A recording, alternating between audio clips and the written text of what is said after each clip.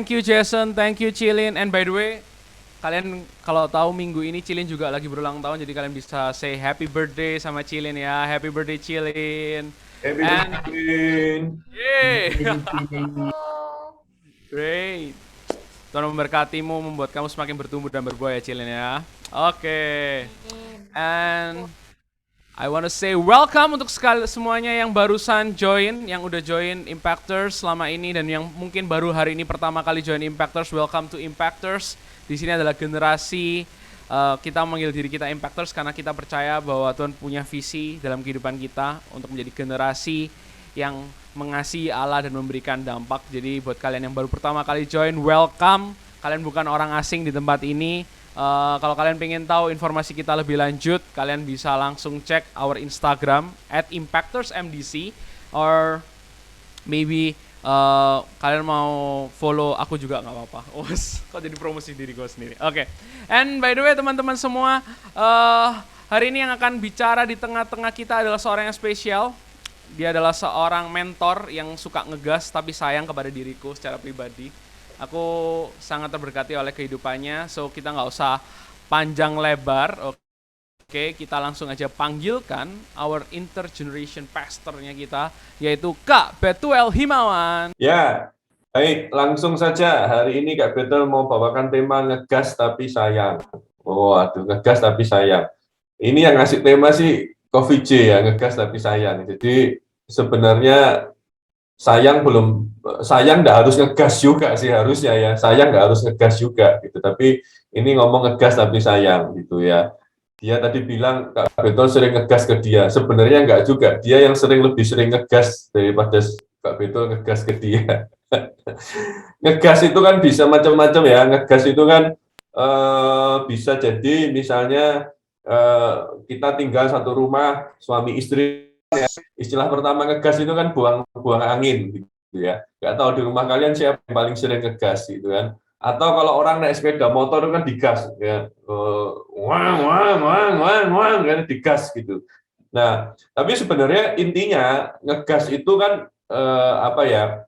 Satu aktivitas yang membuat kita ini jadi put attention gitu. Coba kalau ada orang kentut itu kan langsung kita kan ini ya, langsung lihat, langsung noleh kan gitu, cari siapa kentut nih, siapa kentut kan gitu kan, langsung begitu. Berarti kan sebenarnya ngegas itu salah satu aktivitas yang membuat kita itu jadi ada ininya, ada perhatiannya. Jadi ya boleh saja ngegas lah untuk cari perhatian. Tetapi hari ini yang Kak Betul mau definisikan dulu supaya sepakat yang tuliskan di sini di samping Kak Betul. Kelihatan jelas ya. Ya, ngegas itu memberi nasihat dengan tegas dan keras. Itu aja ya. Kita definisikan sepakati itu dulu. Ya, ngegas ini bukan buang angin, bukan motornya digas-gas gitu, atau pakai kamusnya gaul hari ini ngegas itu ngomong kasar, ngomong keras begitu. Tapi ini kita pakai ngasihnya tegas gitu ya. Kita betul-betul sungguh-sungguh dengan nasihat kita. Kita betul-betul yakin bahwa orang itu harus dinasehati dan mungkin sedikit agak keras ya.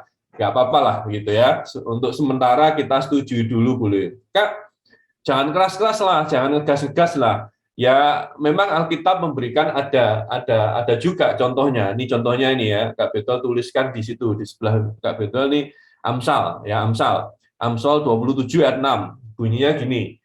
Seorang kawan memukul dengan maksud baik, tetapi seorang lawan mencium secara berlimpah-limpah. Jadi Amsal itu ditulis pada waktu itu, Amsal itu bukan hanya dituliskan kepada orang percaya saja, karena Amsal itu adalah kumpulan quote pada waktu itu. Ya, quote di seluruh dunia itu dikumpulin Amsal begitu, terus dalam terang kuasa Roh Kudus itu dikumpulin dan itu sampai ke Alkitab dikumpulin jadi Alkitab kita. Tapi ini prinsip ini berlaku untuk semua Amsal itu. Jadi bahkan kepada orang seluruh dunia, dia mau percaya kayak mau tidak percaya kayak dia sama Tuhan Yesus, dia berlaku prinsip ini yang sama begitu ya. Kalau kawan itu memukul dengan maksud baik, ya. Tapi ada lawan mencium secara berlimpah-limpah. Tidak tahu gimana somehow ayat ini digenapi dalam hidupnya Yudas ya. Ingat ya, wah itu itu ternyata bukan kawannya Yesus, tapi ternyata lawannya Yesus yang mencium Yesus dan menjual Yesus. Jadi hati-hati kalau ada temen itu ngomongnya baik terus sama kita ya, maksudnya tuh ya enggak menciumi kita, bahaya kalau menciumi kita. Maksudnya itu dia itu kayak apa ya, selalu berbuat baik, ngomongnya tuh baik, ngomongnya tuh manis gitu ya. Kayak kalau ketemu Kak Betuel tuh orang, wih halo Kak Betuel, gitu, wah halo Betuel, kok rasanya baik, selalu ngomongnya baik. Enggak pernah sedikit pun ngasih nasihat, enggak pernah sedikit pun ngomong yang apa adanya gitu. Itu justru hati-hati gitu. Biasanya yang suka ini kalau bahasanya Kak Betul pakai bahasa sekali bukan mencium secara berlimpah-limpah, tetapi menjilat. Oh, ya, menjilat secara berlimpah-limpah. Wow, itu justru hati-hati. Biasanya lawan itu sukanya menjilat. Oke. Wow, yang penting kita seneng. Wah, kita seneng sama dia. Nah, Amsal ini jelas ngomong kalau kawan dia tahu temennya itu, kawannya itu sedang punya masalah ya dikaplok. Wah, gitu. Ya kan? Tampar. Wah, maksudnya ya enggak, ya jangan, tapi tolong jangan diartikan secara literal juga gitu. Nanti temenmu kamu pukulin gitu ya. Tapi kadang-kadang memang apa ya, perlu ya kadang-kadang kita ini ngagetin orang gitu. Hah, gitu ya. Wow, sampai ya itu ngegas, itu yang mungkin Coffee J ngomong ngegas tadi. Kadang-kadang perlu digas supaya orang itu sadar gitu ya. Jadi rupanya firman Tuhan juga jelaskan satu prinsip yang sederhana juga. Kadang-kadang kawan itu perlu memukul dalam tanda kutip, perlu ngegas untuk nunjuknya rasa sayangnya, untuk nunjukin bahwa dia concern dalam kehidupan temannya. Nah, kalau bicara tentang artinya di sini kita mau lihat katanya lebih ke arah nasihat ya. Ngegas itu tadi kan dalam dalam kaitannya dengan nasihat gitu. Nah, kita lihat dulu deh desainnya nasihat. Ini Ibrani 3 ayat 13. Dikatakan demikian. Tetapi nasihatilah. Oke, apa? Nasihatilah. Jadi ini kata perintah gitu ya. Seorang akan yang lain setiap hari. Jadi kalau ada misalnya otoritas kita gitu kan, tiap hari menasehati kita, nyereweti kita dalam tanda kutip cerewetin kita, itu alkitabiah. Oh, itu alkitabiah. Jadi kalau Kak Betuel ini misalnya sebagai kakak buat Coffee J misalnya, itu menasehati Coffee J setiap hari. Wah, walaupun dianggap sama dia misalnya cerewet, wah ini kakak cerewet amat begitu kan. Itu alkitabiah. Loh, ini bukan asal-asalan. Saya sedang melakukan menerapkan firman Tuhan Ibrani 3 ayat 13. Gampang ingat-ingatnya ya. Ibrani 3:1-3. Oh, gampang ingatnya. Nasihatilah seorang akan yang lain setiap hari. Jadi setiap hari itu kita punya kerjaan, guys. Kita punya tugas. Tugasnya apa? Memberi nasihat. Oh ya. Selama masih dapat dikatakan hari ini supaya ada tujuannya. Supaya jangan ada di antara kamu yang menjadi tegar hatinya. Tegar hatinya itu keras gitu karena tipu daya dosa. Jadi kita ini punya tugas, nasihat itu kayak Tuhan desain dalam diri kita untuk kita ini bisa menasihati seseorang dengan tujuan supaya orang yang kita nasihati itu tidak dikuasai oleh tipu daya dosa. Dosa itu menipu. Nah, di sini kita lihat dosa itu menipu. Dosa itu menipu. Nanti kalau kalian ada waktu baca Yohanes 3 ayat 20. Di situ dikatakan orang yang berbuat jahat, orang yang ada di dalam kegelapan biasanya itu membenci terang. Katanya penulis kitab Yohanes katakan begitu. Orang yang ngelakuin dosa, kadang-kadang kita berdosa, kita itu ditipu sama dosa. Kita itu ditipu apa? Kita itu takut datang sama Tuhan. Padahal kita di dalam kegelapan, obatnya yang hidup di dalam kegelapan ya cari terang. Terangnya itu siapa? Yesus berkata di dalam Yohanes 12 ya, kalau nggak salah ya, Yohanes 12 dikatakan, akulah terang dunia. Barang siapa mengikut aku, tidak akan berjalan di dalam kegelapan. Jadi sebenarnya pada waktu kita berdosa, pada waktu kita lagi lakuin kesalahan, kita tuh bukannya sembunyi, bukan menyembunyikannya, justru kita harus datang sama Tuhan Yesus.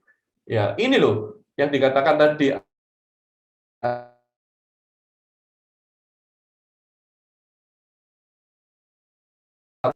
Nah, Kalau kamu ngomong kamu tidak dosa, kamu menipu dirimu sendiri. Kebenaran tidak ada di dalam kita. Nah, itu seperti tadi. Tipu daya dosa tuh kayak gitu. Kita ini merasa diri kita tidak dosa. Apalagi sekarang yang ada di dalam, kalau kita perhatikan di dunia zaman sekarang ya, dunia zaman sekarang kalau kita perhatikan, yang seharusnya dosa di mata Tuhan itu dianggap tidak dosa ini. Ya karena dunia melakukannya, karena populer, karena tren, karena semua orang mengerjakannya, maka itu dianggap tidak dosa. Sehingga kita tuh punya pembenaran diri, kita membenarkan diri kita, aku tidak berdosa kok, aku tidak berdosa kok. Nah, orang yang berani berkata bahwa aku tidak berdosa, aku tidak bersalah, jangan-jangan dia sedang kena tipu daya dosa, dia sedang menipu dirinya sendiri. Artinya setiap saat itu tuh kita punya kecenderungan untuk kita ini bisa bersalah kepada Tuhan. Tapi ada cara yang paling baik, dikatakan di ayat selanjutnya. Nah, jika kita mengaku dosa kita, ayat 9, ini jadi ayat hafalan kita harusnya. Maka Tuhan itu setia dan adil. Ia akan mengampuni segala dosa kita dan akan menyucikan kita dari segala kejahatan. Nah, inilah kebenaran firman Tuhan. Kalau kita ini sadar, kita harus sadari dulu, kita ini mudah berdosa. Kita ini mudah melakukan kesalahan.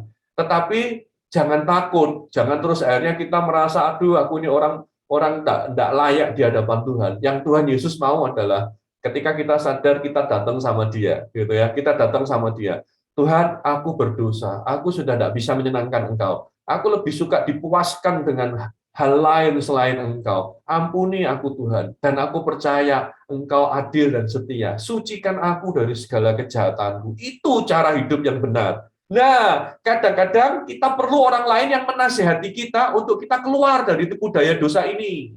Itu yang tadi dikatakan dalam Ibrani 13 ayat Ibrani 3 ayat 13, 313 tadi ya. Jadi kita ini harus ingat itu. Nasihat itu diberikan supaya kita lepas dari tipu daya dosa.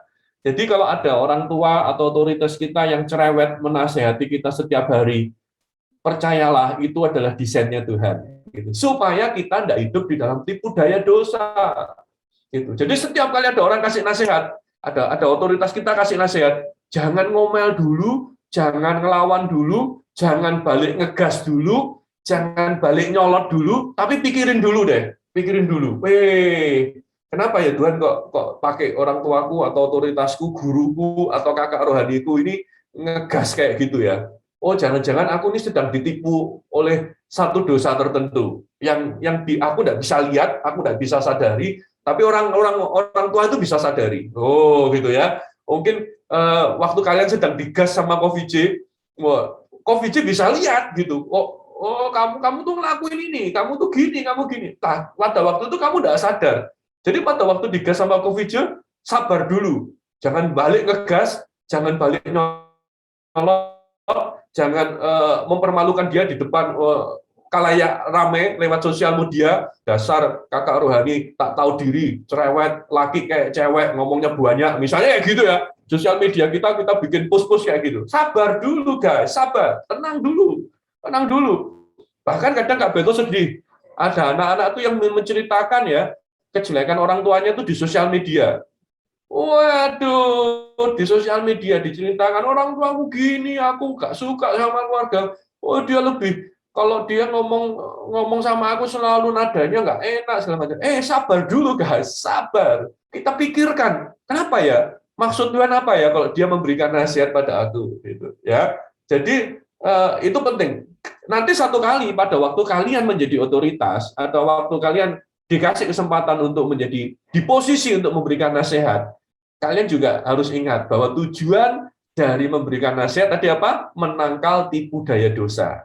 Ingat itu rumusnya. Nah, tapi Kak Beto tidak akan banyak ngomong tentang manfaat nasihat atau kita yang dinasehati, karena ini kan kata-kata the series gitu kan ya. Kata-kata the series ini kan artinya bagaimana kita mengeluarkan perkataan. Nah, hari ini aku mau fokus khusus kepada nasihat bagi mereka yang dipakai Tuhan untuk memberi nasihat. Wah, kalimatnya sedikit dibuat agak sedikit belibet gitu ya.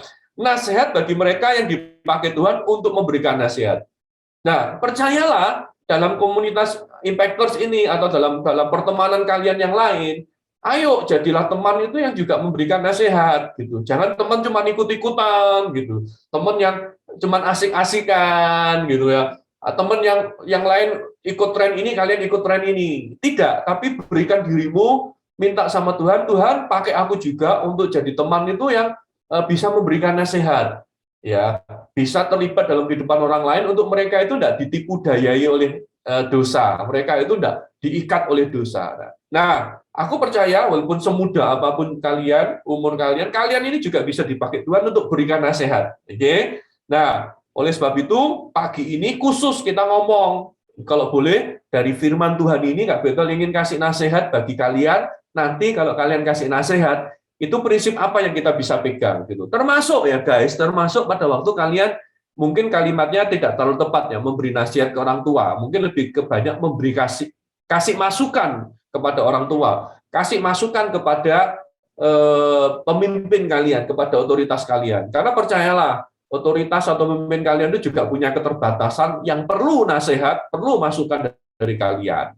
Ya, ngomong-ngomong, waktu Kak Betuel menyelidiki kamus bahasa Indonesia, sebenarnya mungkin tidak terlalu tepat ya kalau disebutkan ada frase disebut kritik membangun gitu ya. Yang membangun itu nasihat guys. Kalau kritik itu meruntuhkan, biasanya begitu. Jadi mungkin agak tepat kalau saya diganti nasihat yang membangun. Nah, kita mau lihat sama-sama. Teks kita jelas dari Galatia 6 ayat 1 sampai 2.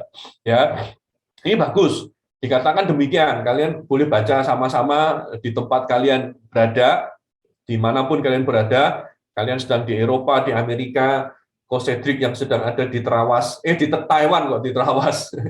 Ya kemarin dia nge-post video kayak Trawas begitu, ternyata itu ada di Taiwan gitu. Ya tadi Kak Betul lihat dia join di Zoom kita ya. Oke, nah ayo kita baca sama-sama. Dikatakan demikian.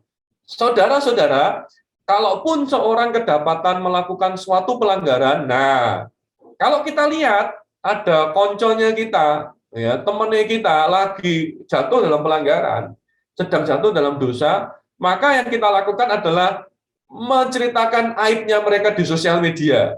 Oh bukan. Alkitab tidak ngomong gitu guys. Alkitab tidak ngomong gitu. Alkitab ngomong apa? Maka kamu yang rohani, ya ini nanti jangan diartikan kita ini sok-sok rohani. Enggak, maksudnya yang rohani itu pada saat itu kita ini dikasih Tuhan itu kemampuan untuk melihat bahwa apa yang dilakukan oleh teman-teman kita itu pelanggaran, itu dosa. Ya, nah apa yang harus kita lakukan pada waktu itu kalau kita tahu teman kita sedang jatuh di dalam pelanggaran? Alkitab jelas katakan kamu harus memimpin orang itu. Kita ini memimpin gitu, memimpin orang yang sedang jatuh dalam pelanggaran itu, yang jatuh dalam dosa itu. Kalau Tuhan kasih mata kita bisa melihat, koncoku dosa ini, koncoku dosa, itu bukan untuk jadi bahan gibah, bukan. Ya, itu bukan untuk jadi bahan konten. Wah, enggak. Tapi pada waktu Tuhan kasih mata, woi, ini koncoku lagi jatuh nih, koncoku lagi berdosa ini. Itu Tuhan inginkan kita memimpin gitu. Kita pimpin orang itu supaya kembali ke jalan yang benar. Gitu. Di situ jelas sekali ya dikatakan. Kalian lihat ayat yang ada di samping Kak Betul.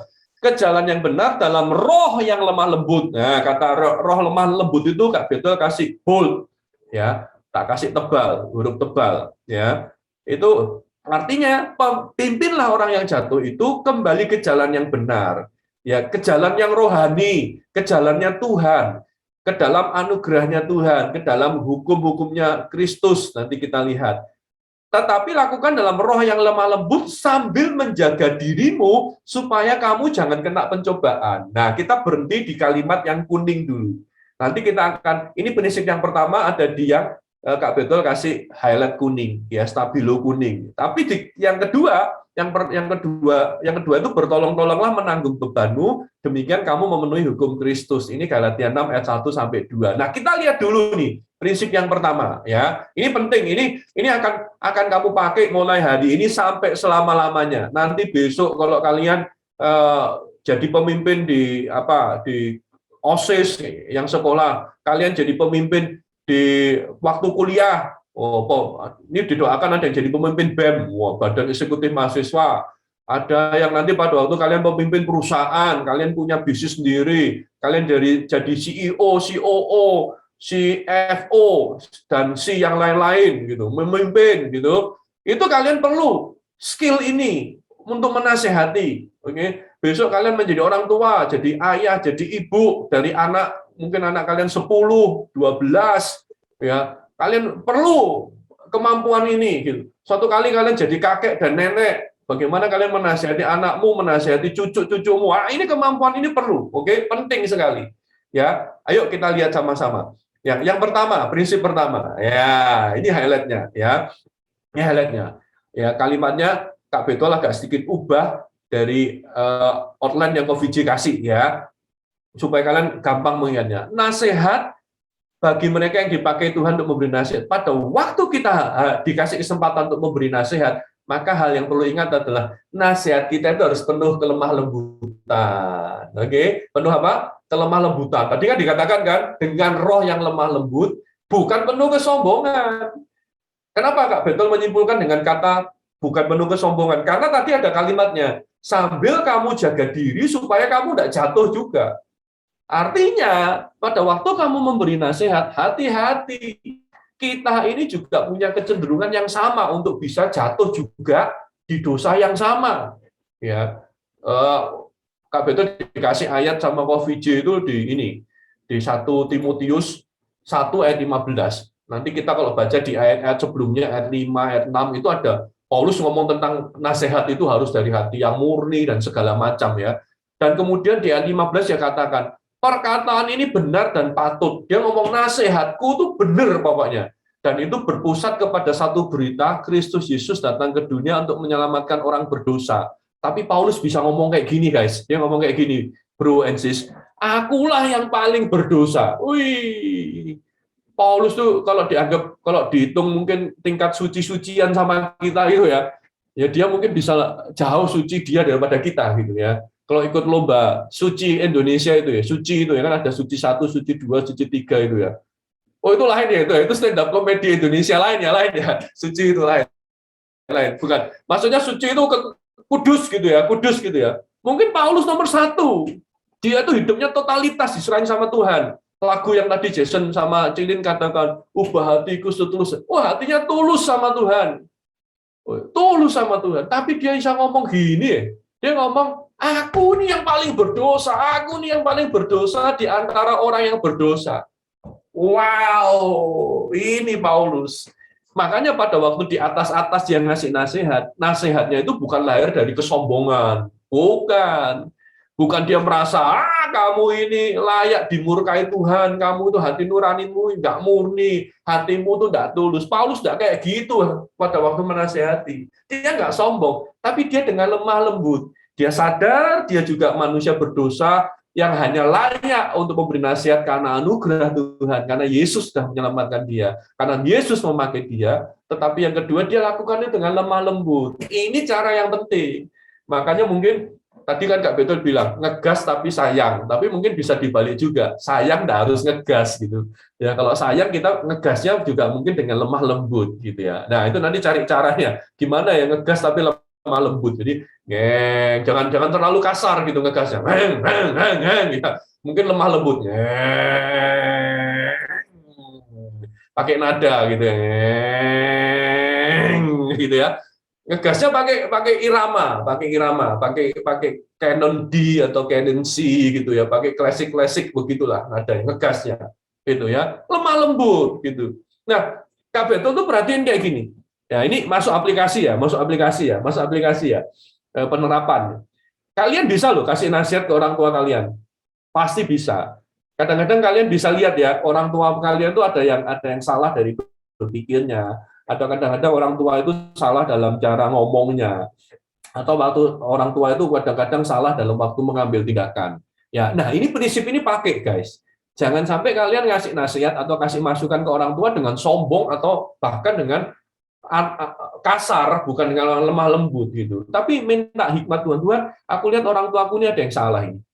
Aku mau ngasih masukan sama dia. Ajari aku untuk tenang dulu. Aku tidak sombong, tidak sok tahu gitu, tetapi aku lemah lembut. Karena Kak Betul survei ya, Kak Betul perhatikan gini ya. Pada waktu anak-anak itu usianya masih TK, masih SD gitu ya, atau TK lah ya, TK gitu ya, SD. Anak-anak itu merasa orang tua itu dewa. Oh, dewa orang tua. Orang tua itu kayak anggotanya Avengers gitu ya. Superhero, jagoan, ngerti segalanya, pinter semuanya. Itu pada waktu TK sama SD. Pada waktu masuk SMP, ayo kalian jujur. Kalian mulai ngerti, kalian bisa mulai browsing internet, kalian sedikit-sedikit bisa tanya sama Google. Kalian mulai lihat, orang tua aku ternyata gitu-gitu, tak. Betul, betul, betul atau betul? Kita mulai lihat bahwa orang tua kita itu ternyata pengetahuannya juga tidak lebih hebat dari kita. Kita mulai merasa kepintaran kita dengan orang tua kita mulai kita kejar, mulai setara, mulai seimbang. Nah, disitulah mulai kita melihat, kita mulai mendekati komunikasi dengan orang tua kita, apa yang terjadi? Kita mulai muncul yang namanya kesombongan. Kita anggap orang tua kita itu tidak ngerti tentang ini. Apalagi kalau orang tuanya gaptek. Maaf ya. Ada orang tua kalian yang gaptek, katakan amin. Jangan amin. Tetapi apalagi kalau kalian tuh lebih menguasai teknologi, kalian punya wawasan, kalian tahu berita ini, gitu, ya kan? Terus kalian mulai sama-sama dulu pada waktu kecil kamu lihat orang tuamu tuh suka sepak bola, gitu. Terus kamu tuh ngerti, wih, orang tuaku tuh kalau sepak bola. Terus kalian sama-sama menyenangi remaja, kalian punya tim kesayangan sendiri, orang tuamu punya tim kesayangan sendiri, gitu. Terus timnya orang tuamu kalah terus kayak Kak Betwell gitu ya. Arsenal kemarin dikalahkan 5-0 oleh Manchester City gitu. Terus kalian itu penggemarnya Manchester United dan sekarang Ronaldo akan kembali ke situ walaupun tua tapi jago. Itu mulai terjadi. Kalian merasa kalian itu mulai kesombongan muncul sehingga pada waktu ngomong sama orang tua itu muncul dari kesombongan. Angkuh, orang tuaku nggak ngerti apa-apa. Bahkan nanti semakin kamu ngerti, nanti ya, kalau SMP, SMA mulai tambah pergaulan, tambah ngerti, kalian ngerti namanya Bitcoin gitu. Kadang-kadang orang tua nggak ngerti Bitcoin itu apa sih gitu ya. Taunya masih uang cash gitu. Kalian sudah tahu Bitcoin, kalian tahu grafik-grafiknya saham gitu. Kelihatan langsung orang tua itu seperti cupu gitu kan. Betul ya? Ada yang merasa begitu orang tuanya seperti rasanya cupu, itu kalian mulai sombong. Tapi itu wajar kok. Wah, tapi itu wajar. Kenapa? Ya kalau berarti orang tuamu benar, orang tuamu mendidik kalian benar, kalian jadi tambah pinter, wawasan jadi semakin banyak, gitu. Kalian berarti belajarnya benar, gitu. Tapi hati-hati, semakin kamu ngerti banyak, semakin kamu jadi tambah pinter, itu kemungkinan sombongnya jadi semakin banyak.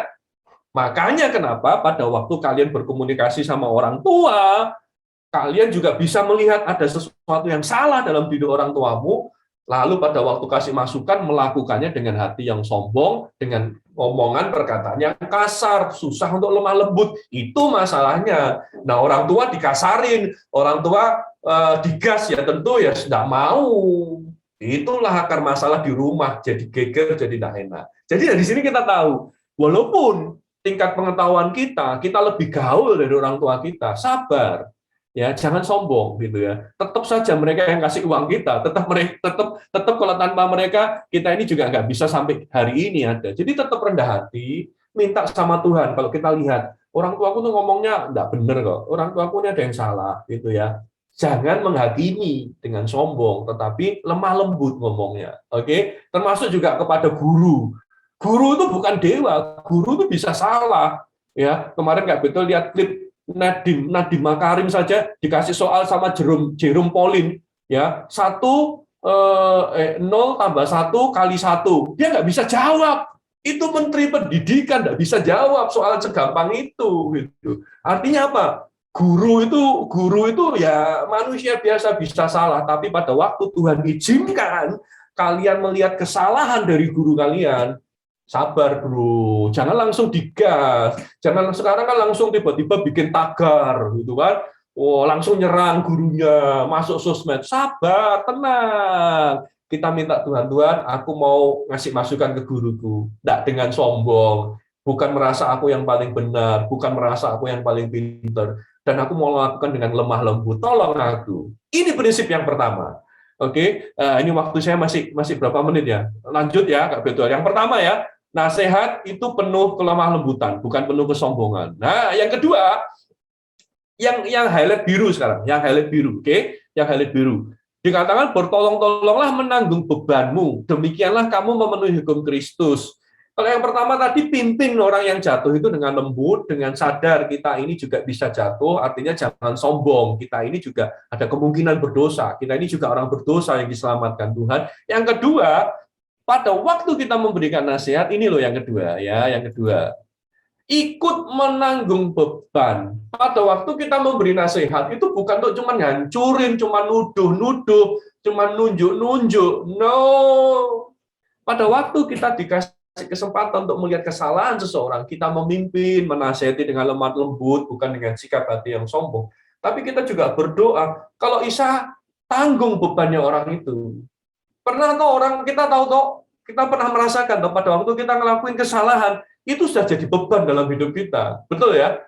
Waduh, aku kok jatuh lagi ya. Aduh, aku kok salah lagi ya. Tadi aku bukan bermaksud nyolot sama orang tuaku, tapi aku kok nyolot lagi ya. Itu sudah jadi beban. Ada perasaan bersalah. Jangan sampai kita ini yang menasehati datang memberikan tambahan beban. Iya, kamu tuh memang dasar pendosa. Kamu tuh cuma kalau ngomong bisanya nyolot saja. Wah, itu malah nambah-nambahi beban. Orang ngasih nasihat itu, kita itu ada di posisi orang yang sedang berbeban itu kita tanggung sama-sama. Ayo, tak tolong yuk. Gitu. Ayo. Nah, itu posisi sikap hati kita. Nah, cara paling gampang adalah Kak Beto kasih gambarnya itu, gambar ada seorang cewek yang lagi kan gini kan ya. Dia dengan melihat dengan tegang begitu, ada bendera Indonesia begitu. Itu bendera Indonesia anggap saja merah putih gitu. Kita itu kayak dengan tegang kita memperhatikan orang yang sedang kita nasihati itu, oh Tuhan, tolong supaya dia itu bisa lepas dari dosanya, supaya dia itu tidak ditipu oleh tipu daya dosa. Dia itu bisa ngerti, dia sadar dan dia mau mengakui dosanya dan Tuhan ampuni. Itu artinya apa? Kita itu berjuang, kita menanggung bebannya. Yang paling gampang adalah berdoa untuk orang yang sedang jatuh dalam dosa. Ya, ini prinsip. Ya, mungkin Kak Beto sharing gitu. Pada waktu Kak Beto harus ngegas kepada beberapa anak rohani yang tidak nyebut anak rohani lah, tidak ada bapak rohani, sok rohani nanti. Maksudnya ada yang Tuhan kirimkan Kak Beto untuk membimbing gitu ya. Pada waktu ngegas itu tidak cuma ngomong itu, tidak cuma nasihat, tapi dalam hati dan kemudian mendoakan Tuhan tolong supaya dia sadar gitu. Kadang-kadang nggak sadar. Kayak tadi kan anak muda itu kan semakin lama semakin pintar. Hari ini Kak Betuel boleh mengaku dengan mulut Kak Betuel. Coffee J sekarang mungkin lebih pintar dari Kak Betuel, gitu kan? Kemampuannya segala macam gitu. Ya kan? Tapi kadang-kadang kalau tambah pintar belum tentu dia bisa menyadari kelemahannya kan begitu.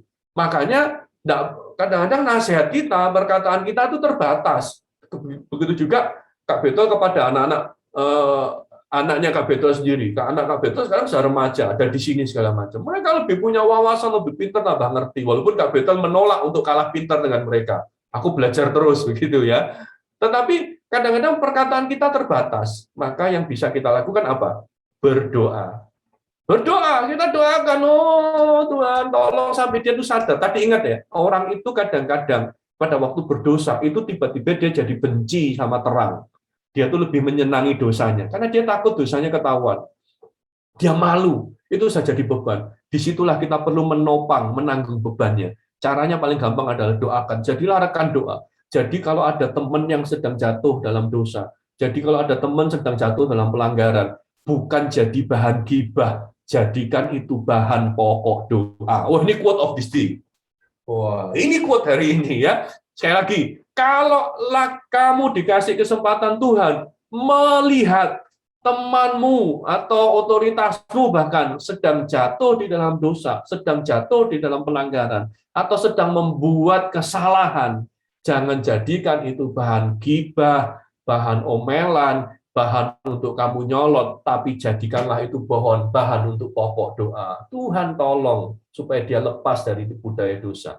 Itu prinsipnya. Oke. Nah, ini dua prinsip ya. Jadi kata-kata yang keluar dari mulut kita itu adalah pada waktu memberikan nasihat haruslah itu dengan lemah lembut, bukan dengan sikap hati yang penuh kesombongan, dan dengan satu kesadaran, kalimat-kalimatku itu harus menjadi kalimat yang ikut menanggung bebannya orang itu. Termasuk kata-kata yang kita keluarkan di hadapan Tuhan. Kita membela dia, membela orang itu di hadapan Tuhan. Ya, ini prinsipnya. Ya, ini prinsipnya. Ya, Kak Beto tutup dengan satu perkataan. Ini doa dari salah satu yang Kak Betul baca dari seorang pendeta namanya pendeta Swindle. Swindle ini berkata demikian ya. Dia kata, Tuhan, hari ini bantulah aku untuk memberi semangat kepada orang lain. Ya, Kak Betul pada waktu baca doa ini juga, ya doa ini tak tiru lah. Aku juga mau doa seperti ini setiap hari. Dimanapun aku berada, mampukan aku untuk menghibur. Menghibur ini juga menasehati hatinya. Bantulah aku untuk menasehati, bantulah aku untuk menghibur. Bantulah aku untuk mengangkat beban mereka yang terluka, bukan menambah beban mereka. Ulangi ya.